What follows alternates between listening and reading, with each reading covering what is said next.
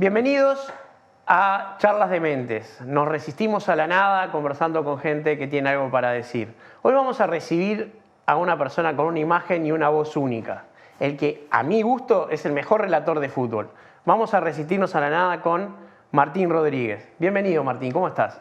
¿Qué dice Bernardo? Es un gusto estar por acá. Muchas gracias por la invitación y Gracias por venir. por esa presentación. Bueno, lo digo porque lo siento. Muy bien. ¿Qué te parece, Martín, ya que tenemos la oportunidad? ¿Por qué no empezamos hablando del 11? Bueno, el 11, sí. Bueno, el 11 es casi prehistoria. Hasta Sí, sí. Año 2003. Fue un programa de televisión que se hizo en Canal 10, o sea, hace ya 18 años de aquello. Un jovencito Martín Rodríguez. Tenía 19 años, cumplí 20 cuando el programa había terminado, casi al final del ciclo, una cosa así. La idea de aquel programa era, y la idea y lo que fue, un panel de 11 personas que discutían el domingo de noche de fútbol, hasta ahí nada demasiado novedoso. Moderado por el profe Piñeirúa. El profe Piñeirúa era, claro, el conductor, eran 11 personas en el panel, más el conductor. El componente novedoso era que era una lógica de reality show, porque al final de cada polémica, de cada programa, nos teníamos que nominar, digamos, quienes integrábamos el panel, y las dos personas con más votos en contra, durante esa semana quedaban expuestos o expuestas a que la audiencia determinara cuál seguía al programa siguiente y cuál no. De modo que el panel se iba achicando, ¿no? De 11 pasaba a 10, de 10 a 9, y así hasta que se llegaba a la final de 4 integrantes. ¿Qué ganaste tú? Exactamente. Eso duró de septiembre a diciembre del año 2003. Yo creo que fue una muy buena idea, tenía un nivel de producción muy bueno para la tele de ese tiempo, por lo menos. No era un tiempo muy grato el 2003, no había muchos recursos. No había muchos sponsors. Tampoco, en ese sentido, era un programa que salía muy prolijo ante Todos cámara. sabemos que los programas deportivos se alimentan de rulemanes, ¿no? Claro, de rulemanes, capaz que de algún paquete de yerba y cosas por el estilo. Pero ese programa yo creo que también, además de que quizá tuvo menos trascendencia por algunas cuestiones de esa lógica de ese tiempo, también es de un tiempo en el que no había redes sociales. Yo siento que hoy un programa así podría tener mucha más repercusión porque seguramente generaría un nivel de interacción que en aquel momento no se podía generar. Bueno, en los mejores momentos de MasterChef en Uruguay se jugaba en Twitter una movida bastante grande y quizás más grande que la propia audiencia del programa en el sentido de movimiento. O sea, había una repercusión. Fue una lástima que no se hiciera de vuelta porque el programa era muy entretenido realmente. Sí, de hecho el día del último programa, de la final, creo que el profe Piñeirúa cuando se despide, evidentemente porque era lo que en ese momento la producción del programa tenía previsto comunicar, plantea un casi seguro segundo ciclo o algo por el estilo que no se concretó. Al programa no le fue demasiado bien. En ese tiempo Canal 10 tampoco andaba demasiado bien, creo que el programa en la pelea de los canales privados era tercero, hace ahora los domingos, no sé qué había, pero no tuvo la mayor visibilidad y evidentemente no consiguieron el apoyo comercial para reeditarlo, porque era un programa que tenía sus costos, también había un determinado premio, que era un viaje, en fin. Más allá de que los panelistas no agarrábamos un peso. Obviamente. Ahí era la oportunidad de estar ante cámaras que a mí me sirvió mucho, ¿no? Bueno, tú ahí conociste al profe Piñeirúa y pasaste a ser el relator suplente de 13-0. Claro. Yo al profe lo conocí ahí y se dio que a finales de ese año se precisaba un segundo relator para 13-0, que en ese momento no tenía un relator suplente. Empezaba la liguilla que se jugaba todavía en aquel tiempo, había dobles jornadas. ¿2003 fue cuando la ganó Cerro? 2003, no, la ganó Fénix. Cerro definió, estuvo muy cerca ese año, estaba Cerro, eran todos equipos menores los que definían esa liguilla. Y bueno, y en un momento, no sé si la penúltima fecha, una cosa por el estilo, había que relatar 2 partidos consecutivos. Primera y segunda hora se jugaban en el Estadio Centenario. Y bueno, Álvaro González Márquez, que ya en esa época estaba en 13-0, podía hacer solo el segundo partido.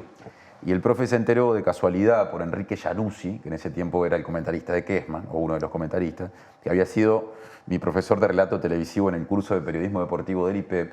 Claro, porque tú egresaste del IPEP y de la UTU, de la Escuela de Comunicación Social. Exactamente, todo ese año, todo ese 2003. El profe se enteró por Januzzi que a mí me gustaba el relato, Januzzi me dio para adelante, y bueno, y ahí medio que en los mismos días en los que se dio la final del 11, también se da una llamada por teléfono, que es el profe, al teléfono fijo en aquel momento, diciéndome, che, mira, me enteré que te gusta relatar, yo preciso un relator para tal día, tal hora, ¿vos te animás? Si no, digo, me podés traer un cassette, yo lo escucho. Yo opté por lo segundo. Me fui al Estadio Centenario en la fecha anterior, la liguilla se jugaba cada 3, 4 días. Me grabé con una grabadora de cassette en unas cabinas viejas que había en la América, le entregué eso. Salté una reja, me metí a la cabina donde estaba 13-0, le entregué ese cassette, lo escuchó y al otro día sonó el teléfono y me dijo, dale, venite, no sé si era un jueves o un viernes a tal hora, y mi primer relato fue un Liverpool Deportivo Maldonado, perdón, un Liverpool Defensor, ese fue el primer relato. Mirá. ¿Te acordás quién jugaba? ¿Algún jugador? Mirá, eran aquellos equipos de Liverpool de Julio Rivas. ¿Maki en Liverpool? Creo que Maki todavía no estaba. Estaba Aguiar, que después jugó en Peñarol y en Nacional. Un joven Aguiar, digamos. Que ese día hizo el gol. Mi primer gol relatado fue un gol de Aguiar. Dirigía Julio Rivas. Era diciembre, había un calor imponente un día, yo qué sé, debía ser casi un 20 de diciembre a las 7 de la tarde, y Julio Rivas estaba dirigiendo con una campera con corderito, con un cronómetro que le colgaba como si fuera un medallón al costado de la cancha, y en Defensor jugaba una cantidad de jugadores que en ese momento recién estaban casi que llegando a Primera División, no le había ido bien a Defensor en esos años, nadie sospechaba que 20 años después iba a descender, pero estaba saliendo, digamos, a Primera División una camada que ganaría muchas cosas con Defensor. Por ejemplo, ese día creo que relaté, bueno, obviamente por primera vez porque fue el primer relato, pero vi por primera vez a Maximiliano Pereira, el Mono Pereira, que bueno, que poco tiempo después sería titular inamovible de la selección durante mucho tiempo. Sí, y por mucho tiempo, no sé si todavía lo tiene, el líder de partidos jugados con la camiseta celeste, ¿no? Bueno, sí, yo creo que en partidos jugados, como ya hace mucho que no está en la selección, lo pasaron, pero hasta el Mundial de Brasil. Hasta el Mundial de Brasil. Cuando él estuvo, era él el que lideraba. Exacto, sí, sí. No, lo pasaron y además quedaron jugadores que empezaron con él. Claro. Sigue Suárez, Suárez Cavani. Está arriba en esa estadística, claro. Exacto. Y Muslera creo que anda por ahí. También anda por ahí, claro. Seguro. Sí. Pero qué momento, ¿no? Y después quedaste ya como el relator, ya ni suplente, porque alternaba mucho con Álvaro, hacían un día uno y un día otro. Sí, en realidad siempre fui el segundo relator en 13-0, hubo ahí unos años, eso fue fines del 2003, en el 2004, porque ahí terminaba la temporada. En 2004 ya empecé a trabajar en eso que en las transmisiones de fútbol antes se le decía hacer cancha, ahora se desdibujó un poco ese esquema porque vos antes en el fútbol tenías al grande, que casi siempre es el que se relata, jugando en paralelo, sobre todo los domingos, con 4 o 5 canchas más. Entonces tenía sentido mandar gente a las otras canchas para que dijeran gol de tal equipo, era lo que yo hacía. Y aparte, en paralelo era el relator suplente. Ahora esa tarea se desdibujó porque las fechas se programan de manera que todos los partidos sean televisados en horarios que van uno a continuación del otro. Entonces ya no se hace eso. Pero bueno, yo hacía canchas en el 2004, ahí quedé como relator suplente, te diría que los primeros 3, 4 años relataba bastante poco, a partir más del eje 2010, 2008, una cosa así, empecé a hacerlo más seguido. En un tiempo Álvaro faltaba bastante, lo cual a mí me servía mucho porque ahí se daba ese esquema que a alguna gente percibía casi como de estar haciendo la misma cantidad de partidos. Y así estuve hasta 2020, cuando empezó la pandemia y se paró el fútbol, que fue el último tiempo en el que estuve en 13-0. Fueron 17 años. Ahí te vinculás a Por Decir Algo.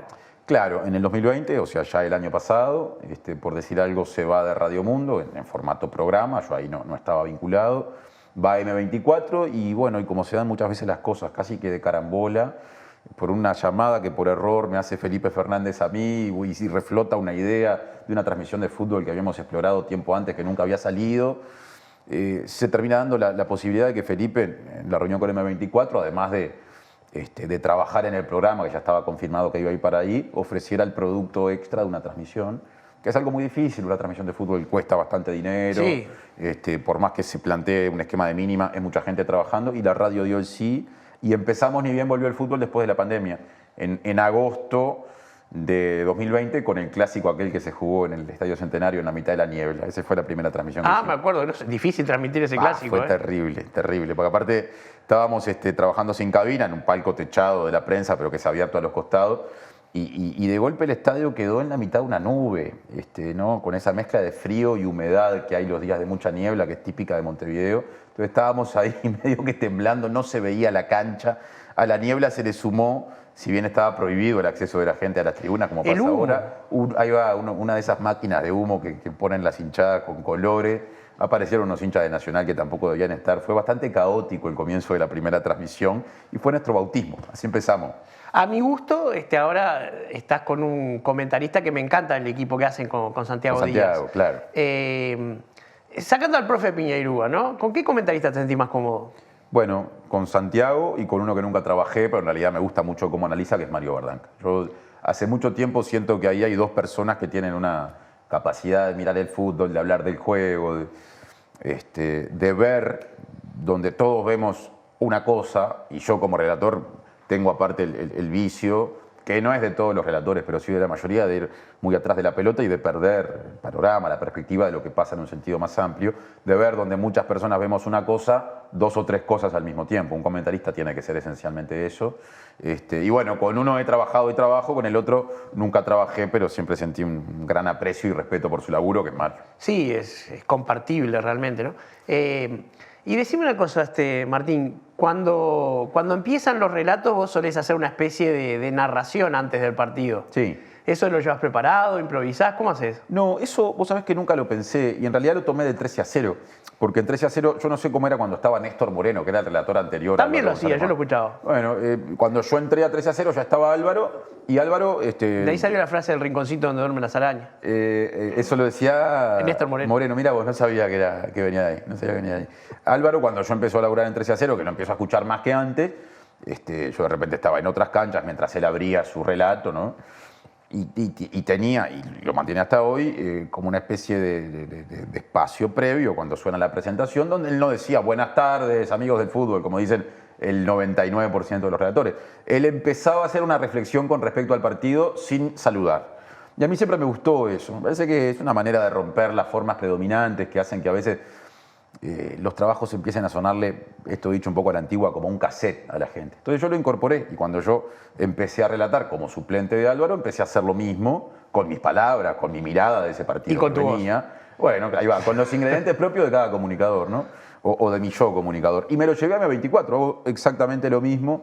Y sigue siendo raro porque la mayoría de los colegas empiezan con esa cosa tradicional. Señoras y señores, oyentes de tal radio, aquí estamos, buenas tardes. Bueno, yo siempre traté de buscarle otra vuelta. Lo que pasa es que por decir fútbol es una transmisión absolutamente distinta. Para empezar, tienen un analista de grandes números, que no lo tiene casi nada, de Big Data, a Guzmán Montgomery. Sí. Y tienen comentaristas que saben de deportes, ¿no? No es que miran fútbol y básquetbol y se acabó lo que saben. O sea, es un programa deportivo en serio, que lo mismo te habla de fútbol americano como de canotaje, remo, judo, saben de todos los deportes. Sí, ese es un gran mérito de la barra que hace el programa que va de lunes a viernes. Sí, Felo y Facundo. Facundo y Seba Moreira, el zurdo. Seba Moreira. Ahí está el trío que, hace que sostiene el programa, que era lo que inicialmente iba a ir a M24, que va a las 13:30 de lunes a viernes, a lo que después se le agregó la transmisión. Y de hecho una de las decisiones que tomamos cuando empezamos a diseñar la transmisión, que es una transmisión pensada desde cierta austeridad, pero también desde lo que creemos es lo que hoy se impone. Yo siento que esas transmisiones poco XXL de otro tiempo de la radio están quedando un poco largas, entonces nosotros somos defensores de algo más abreviado, que es el partido y a lo sumo una hora de La previa. tertulia. Y la tertulia que viene al final después de los comentarios y del último espacio de Guzmán. Entonces, una de las cosas que decimos fue que en la previa, que nos gusta que tenga un ritmo más de programa previo que de previa tradicional con un conductor que sale muy arriba, la conduce Sofía Romano, lo hace desde estudios, con música, ¿no? Es otro tipo de juego. Con mucha interacción con los oyentes. También los mensajes son muy importantes, entonces decidimos que en la previa, una vez por semana por lo menos, hubiera un micro, que lo hace Facundo Castro, donde ese espíritu polideportivo o multideportivo del PDA que va de lunes a viernes también tenga presencia en la transmisión de fútbol, donde después va a imponerse el partido de fútbol, pero sin olvidarnos de eso que es el espíritu, por decir algo. Y en algunos partidos, cuando hay suerte, tenemos el 1 por 1. Bueno, claro, ahora ya hace mucho que no lo tenemos a Lugo, pero eso es un aporte, yo creo que todavía único en las transmisiones deportivas, porque por algún motivo que habría que pensar cuál es, el fútbol con el correr de los años se fue apegando mucho a los libretos más poco conservadores, tradicionales. Sí, hay mucha solemnidad en el relato del fútbol. Sí, ¿no? Una cosa sí. muy almidonada. Y se fue divorciando de muchas cosas. Para empezar, las que a mí más importantes me parecen, de un análisis que integre al deporte con las variables sociales, económicas que inciden en el deporte, ¿no? Aquello de no se puede mezclar política con fútbol. Y después a los 5 minutos le ponen el micrófono a un dirigente que fue candidato a la intendencia o cosa por el estilo, que en este país pasó, pasa y seguirá pasando. Y no está mal, digo, se han mezclado toda la vida. Entonces, Bueno, el gerente de Montero City Torque fue todo eso. bueno, claro, y podríamos seguir hablando de Damián y de tantos más, de Novik. Y estoy diciendo los primeros 2 nombres que se me vienen a la cabeza de un modo muy, Sí, muy pero antojadizo, ¿no? H se puede seguir, Por claro. supuesto, hay tranquilamente. una larguísima lista. Y el otro divorcio tiene que ver con la creatividad, con formas artísticas, ¿no? Y eso se ve en la música que suena, en cómo se arma eso que se le llama la artística en términos radiales, pero también en la falta de apertura al humor. Se ha hecho, en una época había un programa llamado La Goleada de la Risa que fue pasando por varias radios, que era un poco la previa de algunas transmisiones, pero se hace poco, entonces Adusto, al que no le va a gustar que yo lo equipare con el humor, porque él habla en serio, Él es pero se ve periodista que a mí deportivo. me arranca alguna risa, era un gran diferencial sin duda. Y que jamás lo podríamos tutear. No, para nada. No, Es no. un señor. Siempre usted. Siempre No, pero digamos, la integración del humor como un condimento es esencial, porque lo que ustedes hacían era un pequeño bloque, el 1 por 1 al final del partido, Claro. pero también tenían el adelanto del partido. Él decía cómo iba a ser el segundo tiempo. Las predicciones. Se va a ir tal, van a hacer un penal. Y realmente era una especie de corte en el programa que no terminaba de romper la experiencia, digamos. A mí me gustaba esa presencia. Y bueno, en el segundo bloque del programa hablaremos de otras cosas. Hablaremos de, por ejemplo, Mejor Hablar. Y Bien. ya volverá el tema adusto de repente. Sí, es posible porque ahí lo conservamos, de momento. Está bien. Bueno, él hace lo que quiere también, ¿no? Por eso hay que dejarlo que juegue libre, que se sienta cómodo. Está bien. Bueno, ¿te parece si nos vemos en el segundo bloque? Esperamos un segundito. Muy bien. Volvemos enseguida con Charlas de Mente.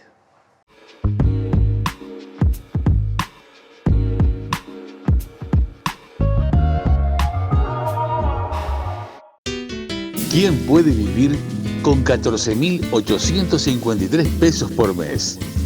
Ajuste de julio para jubilaciones y pensiones mínimas. 160.000 jubilados y pensionistas esperan una respuesta. Organización Nacional de Asociaciones de Jubilados y Pensionistas del Uruguay, ONAJPU. Bienvenidos al laberinto. Hay varias formas de entrar, pero también muchas barreras. ¿La salida? Allá. Bien.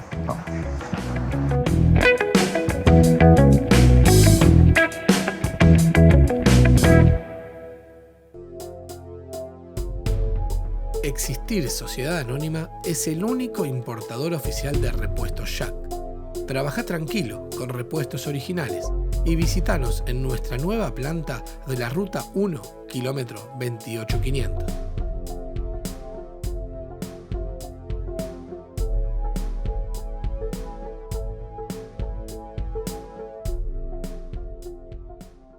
La filial Mercosur reconoció mi trabajo como imitador de César Troncoso. Qué increíble. ¿Y eso qué te implica? ¿En qué te mejora la cantidad de trabajo? ¿El quantum de lo que podés percibir como...?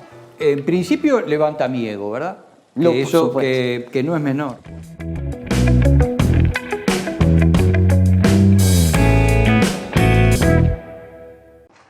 Seguimos resistiéndonos a la nada con Martín Rodríguez. Martín, no solo de fútbol vive la gente, ¿no? Así que tú tenés otra faceta de presentador de noticias y de conductor. Contame un poquito de Mejor Hablar. ¿Cómo surge ese proyecto? Bueno, yo hace mucho tiempo tenía ganas de hacer algo periodístico en radio, diario. Hace muchos años, cuando, en 13 a 0, programa del que hablamos en el bloque anterior, yo dejé de estar en el programa, pero porque hubo una serie de cambios positivos en mi carrera, digamos, entonces me quedé solo con los relatos en radio. Y comenzaste en TV Ciudad también. Y empecé justamente, por eso fue que dejé de estar en el lunes a viernes, ¿no? De 13 a 0, porque me fui a hacer primero los deportes a TV Ciudad y después la conducción del informativo, que es lo que hago hasta ahora. Lo que me empezó a pasar Informe en un Capital, momento, ¿verdad? Informe Capital, exacto. Me empezó a pasar en un momento que empecé a extrañar esa comunicación un poco más coloquial, ¿no? de estar en un programa donde está bien, hay secciones, a veces se leen noticias, se informa, pero hay más diálogo, porque en definitiva una transmisión de fútbol, sobre todo un relator, lo obliga a estar muy arriba, hablando de un partido, no reflexionando precisamente, y un informativo es algo muy guionado, con muy pocos márgenes para salirse del saludo, el cierre, leer el teleprompter y darle paso a móviles o cosas por el estilo. Entonces, hace mucho tenía la necesidad, por un lado, de volver a hacer algo en comunicación que tuviera esa libertad del estudio de radio a lo largo de 2-3 horas, donde por más que haya secciones, hay también momentos de un intercambio más natural. Y del punto de vista periodístico, quería también probarme en el periodismo diario, en la entrevista a una persona que está vinculada a un tema de actualidad, que puede ser técnico, que puede ser complejo, que puede ser álgido, que tiene que ver con la agenda del día a día, que pasa mucho por la política, también con lo social. Yo siempre tuve esas inquietudes. Entonces, mejor hablar es la concreción de eso. Te llevas a tu compañera de ciudad. Se dio ahí la linda coincidencia cuando la gente de M24 empezó a hablar conmigo del programa, de que estaban pensando en un esquema de co-conducción y tenían en mente justamente a Mariana, que era el nombre que a mí se me ocurría como ideal, Mariana Abreu. Entonces hubo una coincidencia, ella ya estaba en los planes de la radio, coincidimos en el mismo programa, somos compañeros y somos amigos aparte, producto del vínculo sobre todo en TV Ciudad, por más que antes había laburado con ella. Se nota la química. Por más que se dice somos profesionales, está el cassette también, se nota cuando hay química, o sea... el programa tiene eso, que cuando funciona la dupla de conductores, que pasa en muchos programas, se nota algo distinto. Y en las entrevistas es un punto fuerte del programa. Ustedes tienen entrevistados interesantes donde sin agresividad le preguntan lo que les tienen que preguntar. Es la idea, es decir, yo tengo la impresión de que en la mañana tener una entrevista rápida en el sentido de que empiece al poco tiempo de comienzo del programa, después en los tiempos es una entrevista extensa, esa central, es darle por lo menos a un grupo de gente, no evidentemente a toda, porque por suerte no hay unanimidades con la comunicación, pero sí a un grupo de gente, un contenido interesante que mucha gente está esperando para ese momento del día, que es el momento a veces del desayuno, de la ida al trabajo, ¿no? 8 y poquito de la mañana, arrancamos a las 8 y 8 y 10 y cuarto ya hay una entrevista al aire, y esa entrevista muchas veces es a gente de la dirigencia política o con cargos públicos, y la idea es trabajarla mucho, hay un buen trabajo de producción, ahí está Nelson Cecín, que es un periodista que tiene una gran experiencia, durante mucho tiempo trabajó en Brecha, fue productor es un nombre muy conocido. Sí, claro, fue productor de Primera Vuelta, que fue aquel periodístico de Ricardo Escagliola en TV Ciudad, que hacía muy buenas entrevistas. Sí, claro, me acuerdo. Nelson hace un primer armado de la entrevista, interviene también Sofía Cortiz, que es también compañera productora general del programa, y después con Mariana hacemos un afinado, digamos, final, lo que permite hacer una entrevista bastante trabajada previamente, por lo menos con datos, con posibilidades de repregunta. Y me parece que ahí hay un producto periodístico que yo ahora con este equipo trato de hacer, que durante mucho tiempo aprecié cuando escuché que otra gente lo hacía. Fue un poco buscar referencias conocidas que nos parecían buenas para, a nuestra manera, ponerlas en práctica. Si tuviera que adivinar, tu referente en el relato tendría que ser Víctor Hugo. Sí, sin dudas. ¿Y sí. en periodismo? Bueno, es interesante eso. La vez pasada alguien hablaba conmigo de este tema, me hacía la misma consideración o pregunta, y a mí no me surgía un referente. Lo que yo siento es que hay referentes temáticos. Es decir, la comunicación es algo muy amplio, si queremos achicar un poco el espectro, el periodismo como parte de eso más amplio que es la comunicación, de todos modos, también abarca múltiples tareas, involucra a distintas facetas de las personas. Entonces, habría que buscar referentes por, simplificando un poco la idea, tareas periodísticas. Por ejemplo, a mí entrevistando siempre me pareció brillante el trabajo de Emiliano Cotelo, que tiene un encare de la entrevista que es un encare más bien técnico, ¿no? La entrevista con mucho detalle, con mucho dato, pero por lo mismo... Te iba a decir, es famoso que por cada minuto de entrevista tiene 5 de producción, Emiliano Cotelo. Claro, hay un gran trabajo previo, hay un equipo de gente que trabaja acopiando información, ordenándola, hay un trabajo hasta muy bueno en el sentido de cómo esa información tiene que estar en el papel, porque después en el momento, por más que tengas muchos datos, si no está a la mano y en el lugar justo ese dato que te puede habilitar la repregunta fundamentada, porque eso es repreguntar,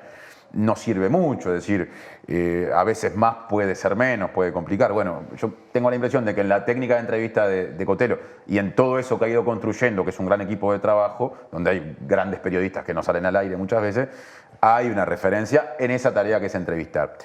Por ejemplo, en la tarea de presentar el informativo, y yo creo que Blanca Rodríguez es una referente absolutamente ineludible, por sobriedad, por capacidad, por presencia ante la cámara. Por presencia en cámara sobre todo también. Por humanidad, ¿no? Hay tonos que dicen, más allá de las palabras, hay miradas que dicen, hay formas de descomprimir situaciones que en el vivo de un programa pueden ser complejas, volver a piso después de una noticia con determinadas características, que puede ser dura, que puede generar una cierta incomodidad, despertar cierta sensibilidad, que yo creo que Blanca Rodríguez lo maneja notablemente. Sí, es una conductora que jamás perdió la línea que yo sepa. O sea. Y no es sencillo en la televisión en vivo y en un informativo por el que pasan una cantidad de cosas, a veces muy duras. La televisión comercial privada tiene, por ejemplo, un alto contenido de noticias policiales, donde la muerte, donde el llanto, donde el drama cotidiano está sobreexpuesto a mi criterio. Bueno, yo creo que ahí hay un gran manejo profesional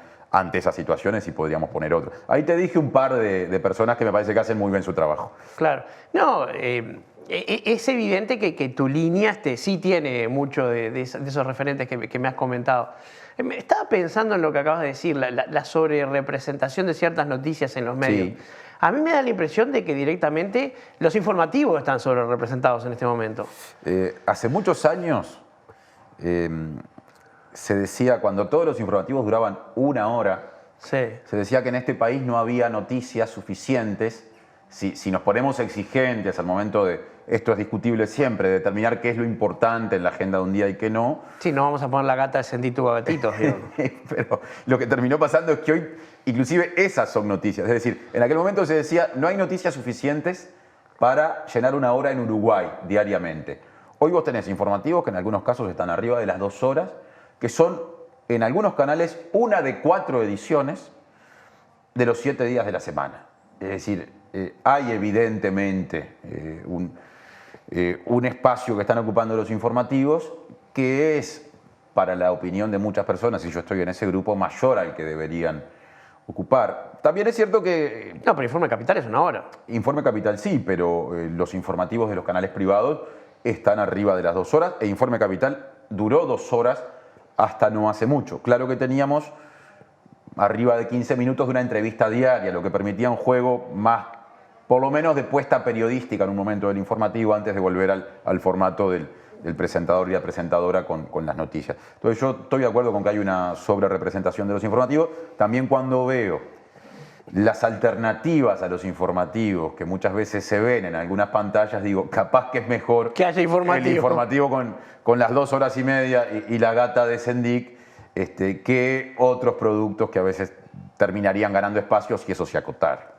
Sí, esto es todo un tema, ¿no? Porque también los programas se manejan por cuántos sponsors puede conseguir, cuánta publicidad, y eso no siempre va a favor de la calidad, llamémosle, de la comunicación. En ese sentido, canales como TV Ciudad o Canal 5, que no dependen de la publicidad, tendrían la chance de hacer mejor las cosas, por lo menos eligiendo solo por el contenido. Sí, ahí en general aparece la contra presupuestal. En un país como Uruguay, creo que eso es bastante común en Latinoamérica por lo menos, donde los medios públicos en general fueron rezagados con respecto a los comerciales.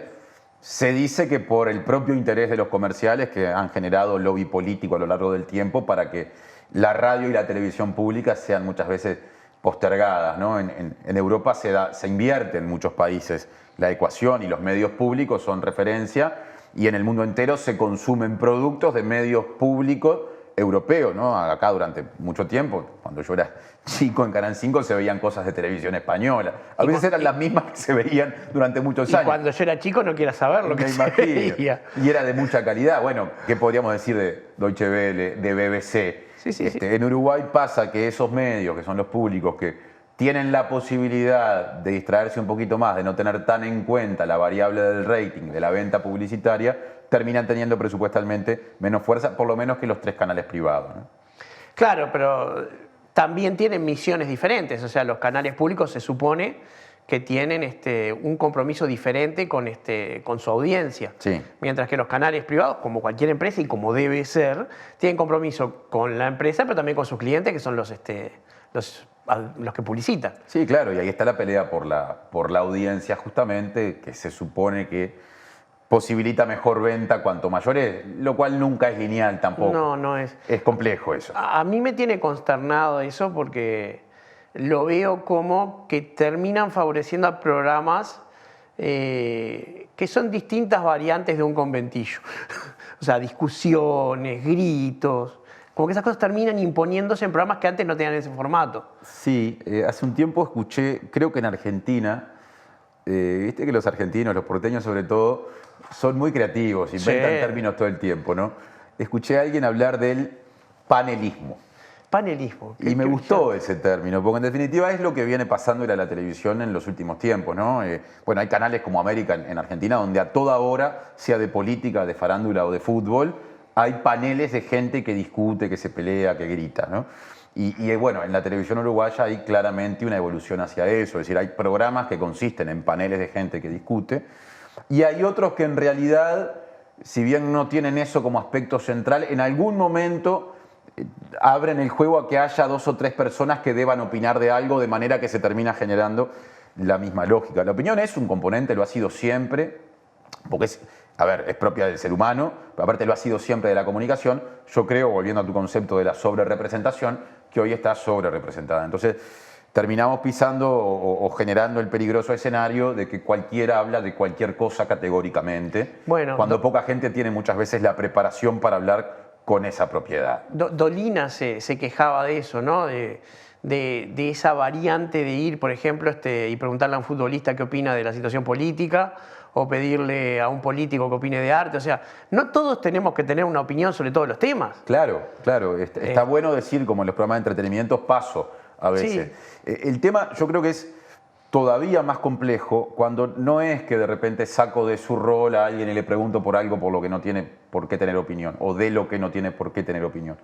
Yo creo que es peor cuando las mismas personas todos los días opinan de todo, de muchas cosas, sin preparación. Entonces el medio termina legitimando en el rol del experto o de la experta a gente que capaz que no tiene ese nivel de expertise. Panelismo es una palabra genial, realmente la voy a investigar un poco. Como es robada, yo no te voy a cobrar los derechos de autor, así que dale tranquilo.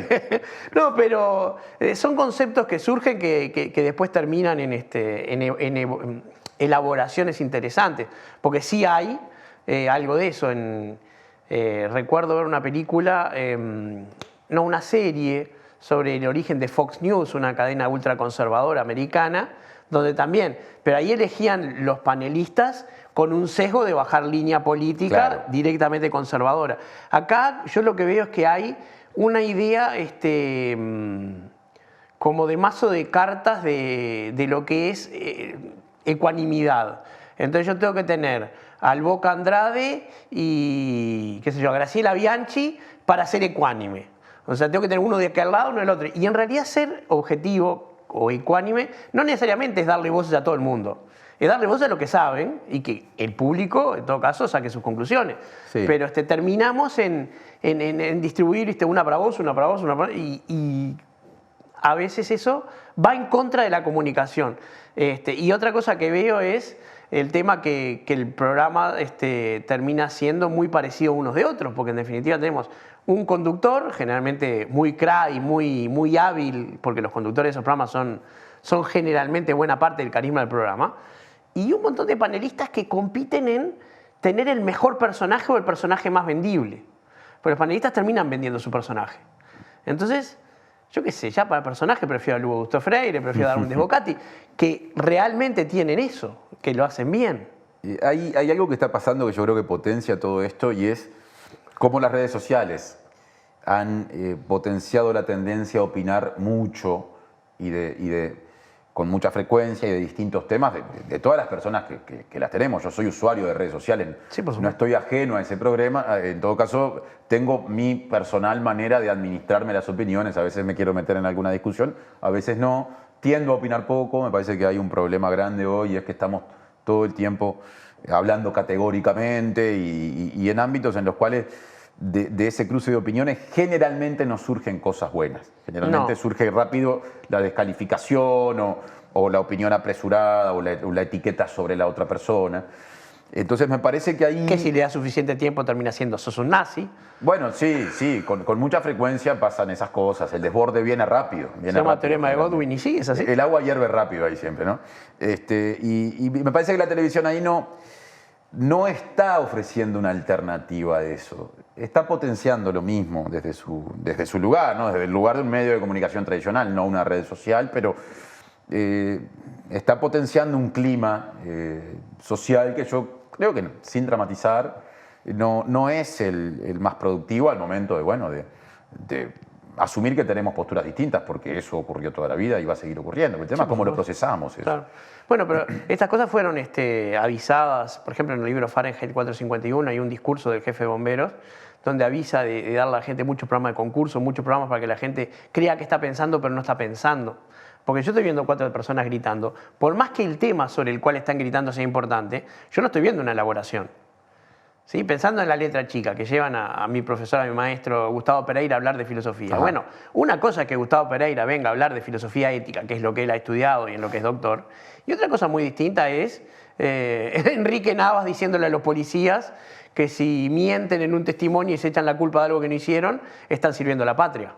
Sí. Sí, eso que pasó justamente la semana pasada, este fin de semana pasada. Claro, nada menos que en una escuela de formación De policía. de personal policial o de futuro personal policial. Sí, sí. Sí, ahí hay un desafío grande, ¿no? Que yo creo que también, sobre todo cuando hablábamos hoy de los medios que todavía cuentan con ciertos márgenes para proponerse algo distinto, que bueno, lo tienen que tener en cuenta y asumo que no es sencillo por las limitantes presupuestales, por lo complejo y lo caro que es hacer televisión.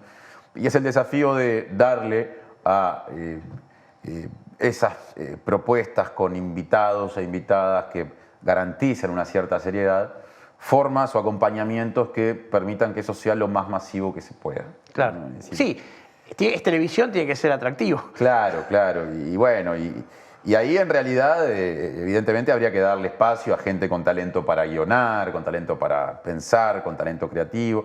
Y ahí surge otro gran problema que no se ve en los medios públicos, o casi no se ve, pero que se ve mucho en los privados. Es que la televisión uruguaya, y yo creo que por alguna cosa que me ha dicho gente que vive en Argentina y que trabaja en el medio televisivo, también pasa en la Argentina, lenta y paulatinamente ha ido renunciando a la creatividad. Hoy las grandes producciones de los canales privados de Uruguay, si uno deja de lado lo periodístico o los paneles, son formatos comprados afuera. Comprados afuera y formatos viejos a veces. Bueno, capaz que a veces viejos, donde el gran desafío es técnico, y eso yo lo aprecio, es decir, cuando un canal se compromete a hacer Masterchef o X programa, tiene que tener una escenografía Ahí hay una producción impecable. genial que realmente, sí, porque Eso es trabajo de escenógrafos, es trabajo de directores de cámaras, es un trabajo a altísimo nivel que posiblemente le deje al medio televisivo ganancias y un personal técnico con experiencias. Y bienvenido sea. Claro, que les permitan hacer mejor su trabajo a futuro.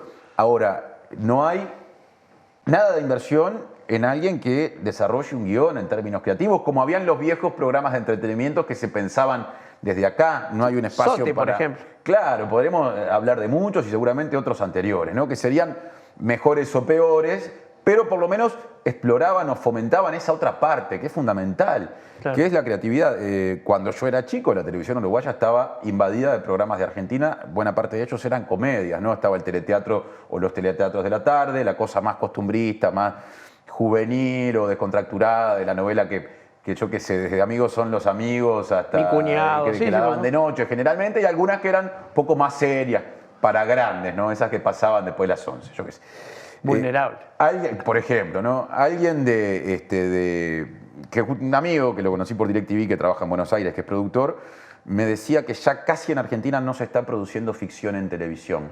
Invadió el mercado de la ficción la novela turca. La novela turca. Y después lo que hacen los canales es o estos programas de panel, qué sé yo, o los santos formatos comprados La en el novela exterior. turca que tiene un gran enemigo que es el propio Erdogan. Claro. Martín, nos quedamos sin tiempo, se Pero me qué fue cosa. el rato charlando contigo. Seguramente tendremos otra oportunidad de vernos. Ojalá. Muchas gracias por estar. Un gusto estar, Bernardo, y hasta la próxima. Hasta la próxima. Nos resistimos a la nada con Martín Rodríguez en Charlas de Mentes. No se vayan.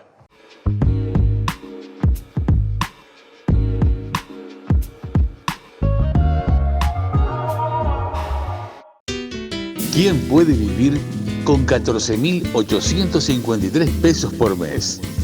Ajuste de julio para jubilaciones y pensiones mínimas. 160.000 jubilados y pensionistas esperan una respuesta. Organización Nacional de Asociaciones de Jubilados y Pensionistas del Uruguay, ONAJPU. Bienvenidos al laberinto.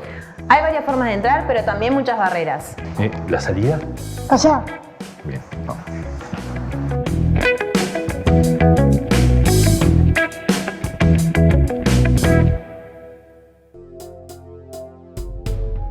Existir Sociedad Anónima es el único importador oficial de repuestos Jack. Trabaja tranquilo con repuestos originales y visítanos en nuestra nueva planta de la Ruta 1, kilómetro 28500.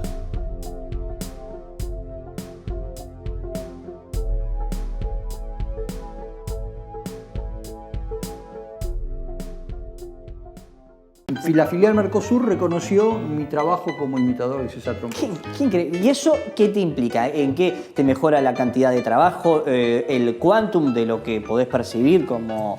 En principio levanta mi ego, ¿verdad? No, Que por eso supuesto. que no es menor.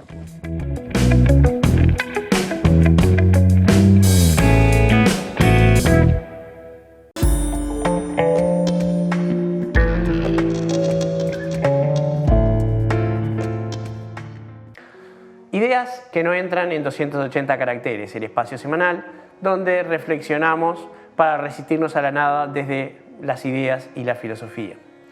Empezábamos a hablar del concepto de la buena vida. ¿Sí? Habíamos hablado de los cínicos y su concepto tan áspero, tan minimalista, tan antiburgués de lo que era una buena vida, que indudablemente está relacionado con una concepción del bien. Y ellos eran naturalistas, ellos tenían una idea de que había que vivir una vida más ajustada a la naturaleza. Distintos filósofos han tenido discrepancias con respecto a esto. Platón, por ejemplo, pensaba que el bien era una idea de un mundo arquetípico superior al que no tenemos acceso y que era una idea perfecta en sí misma y que involucraba toda perfección de forma tal que cualquier otra idea era perfecta en función de cuánto bien había en ella. Y por lo tanto, en ese sentido, una buena vida era una vida que buscaba estar en contacto con lo que se pudiera saber de esa idea del bien y realizarlo. Básicamente estábamos ante una idea ética del asunto, una idea deontológica. Había que acercarse a un bien trascendental.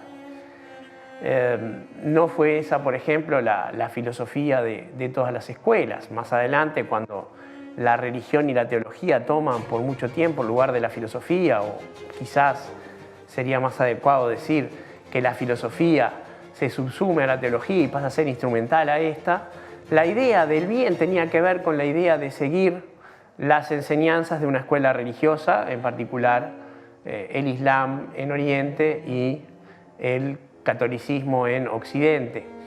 Pero antes de eso, en el lapso en que el mundo fue sacudido y reconfigurado por Alejandro Magno, se produjo un cataclismo que termina con la etapa clásica en griega y comienza lo que se llamó etapa helenística. Ahí surgieron muchas escuelas llamadas socráticas menores. Ya habíamos hablado en otra oportunidad de los cínicos, como les decía recién, pero también surgió un filósofo interesantísimo llamado Epicuro, del que sabemos poco.